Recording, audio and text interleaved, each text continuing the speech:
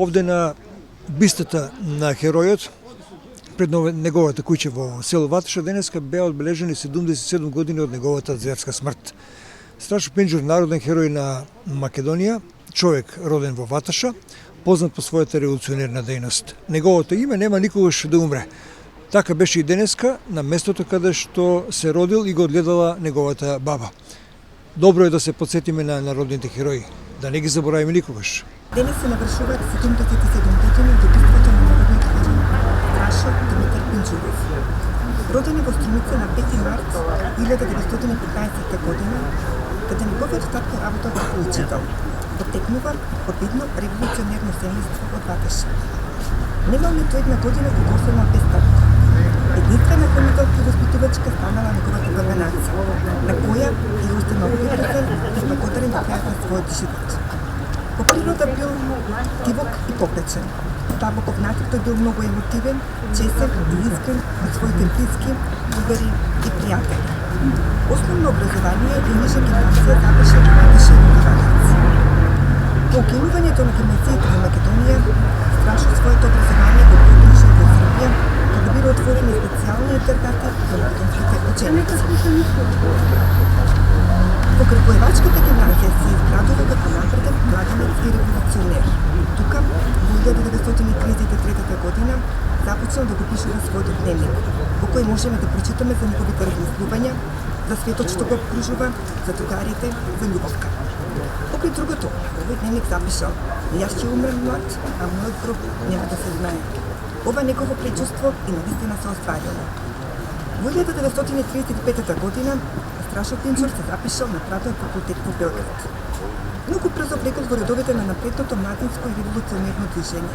Се вклучил во друштвото на напредните македонски студенти Вардар, а во текот на 1936 година бил избран за негов секретар. Станува и член на акциониот студентски одбор. Тој бил еден од основачите на македонското народно движење МАНАП.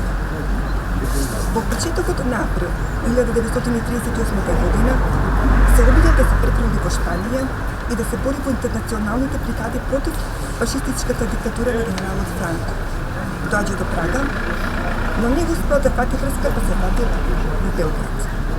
Поради неговата голема активност и агитација меѓу студентите и работничката младина, во мај 1938 година бил уапсен од белградската полиција и осуден на 6 месеци затвор во Ада Цигани.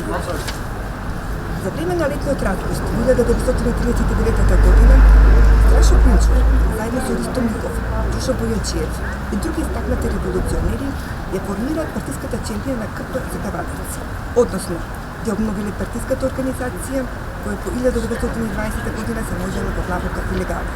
По завршувањето на правниот факултет во декември 1940 година, неговата активност како револуционер уште повеќе се зголемила.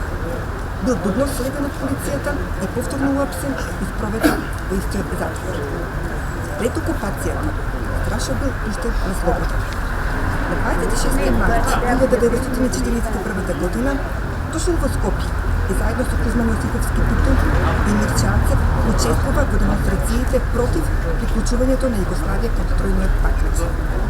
По окупацијата на Македонија се наоѓал во Скопје, каде бил назначен за инструктор на Покрајнскиот комитет на КПЈ за Македонија, а од септември 1941 година е член на Покрајнскиот воен штаб. Тој бил задолжен да ја зајавне партиската структура, да формира нови местни комитети на воени штабови. Од јуни 1942 година е член на главниот штаб на Македонија.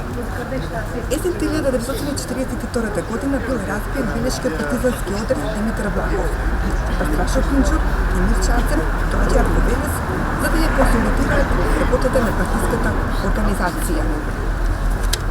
На 18 ноември се провалени во куќата на Јован Мусич и биле уапсени и спроведени во областната полициска управа во Скопје. На 4 јануари 1943 година во Скопскиот областен затвор, како последица од силните измачувања, Страшо Пинџур умира.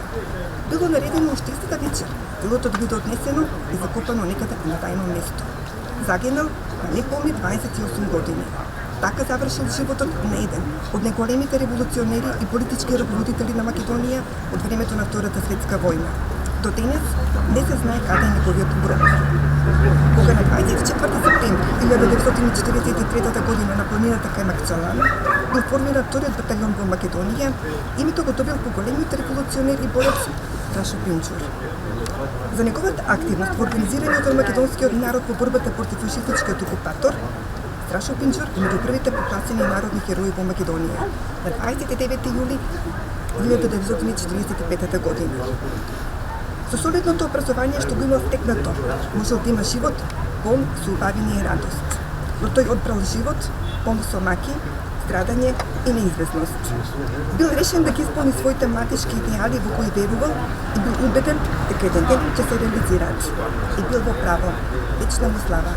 Пинчур бил роден на 5 март 1915 година во село Ваташа под името Страхил Пинчур. Бил одгледуван од страна на неговата баба Наца по смртта на татко му и преженувањето на мајка му. Страшо Пинчур има завршено правен факултет во Белград. Во очите на народот тој бил храбар човек, комунист, револуционер. Во 1942 година, заедно со Мирче Ацев, тие биле уапсени и на многу суров начин измачувани за да проговорат. На 4 јануари 1943 година, во просториите на Скопскиот затвор, како последица на долгото измачување, Страшо Пинчур умира. Неговиот гроб се уште не е познат, но делови и спомени од неговиот живот има изложено во неговата спомен куќа во село Ваташа. Страшо Пинчур на 29 јули 1945 година е прогласен за народен херој.